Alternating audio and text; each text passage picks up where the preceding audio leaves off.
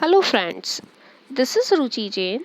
In the series of video lecture for the subject Business Law, our today's topic of discussion is about the one of the important negotiable instrument which is called check. Nowadays, it is very trendy to give payment by checks. So, as a negotiable instrument, the check is defined in negotiable instrument as an important instrument. Friends, this is the sample of the check. In this, the date, month, and year is mentioned of for the payment. The amount should be in monetary value as well as in numerical as well as in word form is mentioned. The sign of the person is mentioned, and this is the way of preparing a right check. Now we are talking about the check. According to section 6 of the Negotiable Instrument Act, a check is a bill of exchange drawn on a specified banker and not expressed to pay otherwise than on demand. Thus, a check is also a bill of exchange with two additional qualifications. The first one is drawn on a specified banker. Second is always payable on demand. Friends, as we already seen bill of exchange, it is a kind of negotiable instrument which is easily transferable from one person to another person. Same check is also a kind of bill of exchange. Both the parties have the party who drawn it have to sign it with it, and it is always in writing. So, but it has two additional conditions. The first is drawn on a specified banker. Check is always drawn on by a specified banker. There is a specified checkbook is available by the bank, and they prepare and person prepare check on that checkbook. And second is always payable on demand. As per the demand, the checks are payable. So, with this additional two qualification, it is same as bill of exchange. Now, there are some essentials characteristics of a check. The first one is written. Check must be in writing. Bank does not make payment on oral order. So, it should be always in writing. Next is signature. Check must be signed by the drawer, a person who considered as void in absence of signature. The signature must be similar to that one which he specified while opening the account. So, it should always be by a specified banker. Drawn on a specified banker. Check must be drawn on a specified banker. In other words, we can say that only the banker have the right to pay for check. A person cannot issue a check on another. Next is unconditional order. Check is an unconditional order. That is, any conditions cannot be given with the check, and it is not possible even though to give conditions. Next is certain. The order must be cleared to pay a certain sum. The sum should be in both figures and words. If there is any mistake in it, the bank may dishonor the check. Next is payable on demand. It's another important characteristic of a check that it always payable on demand. If the holder want to receive payment of check from bank, he will have to present a check to bank.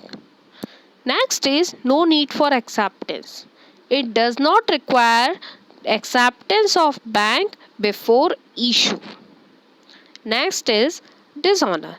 If the check is dishonored, bank is either required to send notice of dishonoring its noting. According to the last amendment in Negotiable Instrument Act, the negotiable instrument is dishonored by check is a punishable offense. Even a person can go jail if the check is dishonored. So friends, these all the or these are all the essential characteristics of a check. Now, there are basically three forms of check. First one is bearer check. It means that which is payable to the bearer person. Next is order check, which is payable to a particular person by the order. Next is crossed check, which can be collected only through the bank. This is the forms of check. In these forms, checks are prepared. Next is, this is the specimen of the check, a right specimen of the check. Now, next is, this is the wrong way of preparing check. When a person account pay in the wrong way, right? And this is the wrong way actually, and the right way is mentioned over here. The account pay is by the cross two lines.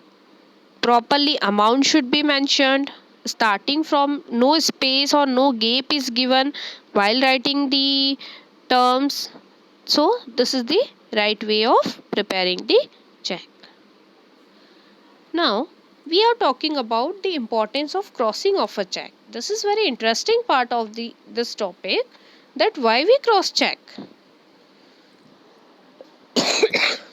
A check is said to be crossed when it bears across its face two parallel transverse lines, which are usually drawn on the left hand top corner of the check. According to section 123 of Negotiable Instrument Act, a check is said to be crossed generally when it bears across its face an addition of the word and company, either with or without the word not negotiable. This is called crossing of check. Now, purpose of crossing. A check is crossed for the purpose of safety. We all know. And a payment on check can be collected at counter if it not crossed. There are chances of fraud in that case. Hence, crossing is to considered as appropriate to reduce this possibility and to make payment more safer through check. It is direction to the drawee or banker to pay the amount of check only to the banker, so that wrong person may not get the payment. So this is the purpose of crossing. Friends, here I give a specimen. These are the ways, or we can, or these are the forms by which you can cross the check. The first is two lines only. The second is two line plus company. Third is two line plus non negotiable. Two lines with account pay only. These are the specimen of the crossing. Now we are talking about the types of crossing. There are basically two types of crossing exist. First is general crossing. It means that a check is said to be generally crossed when it bears across its face two parallel transverse lines along with the word and company, and or we can say not negotiable or account pay only between the lines. This is the specimen given over here. The next is special crossing.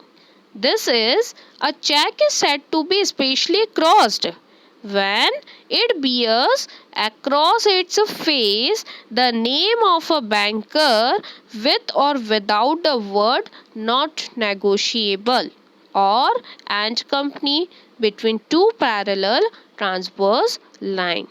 This is the specimen special type of crossing, like two transfer line with the State Bank of India or a State Bank of India account pay or State Bank of India are not negotiable.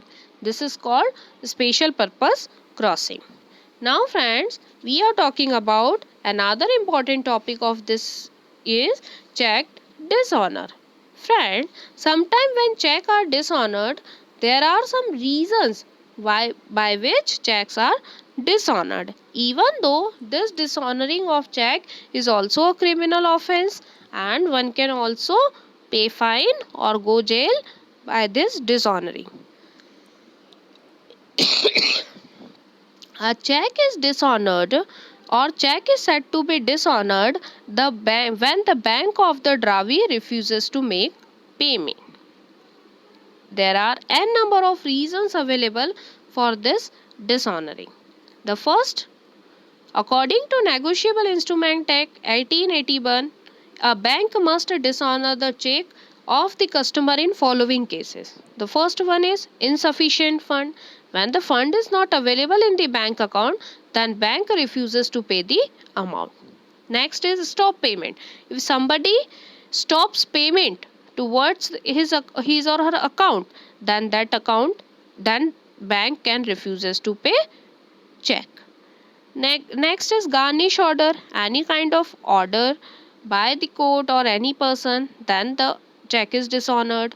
If material alteration, something written, something mentioned which is in the check is wrong, then the check is dishonored. Difference in signature, difference amount in word and figure, these are the reasons for the dishonoring of check. Next is death, insolvency, insanity, irregular endorsement, defect in the title. These all are the reasons, and even though there are some more reasons available by which bank can refuses the payment or check is dishonored. So friends, thank you very much for this video. Thank you.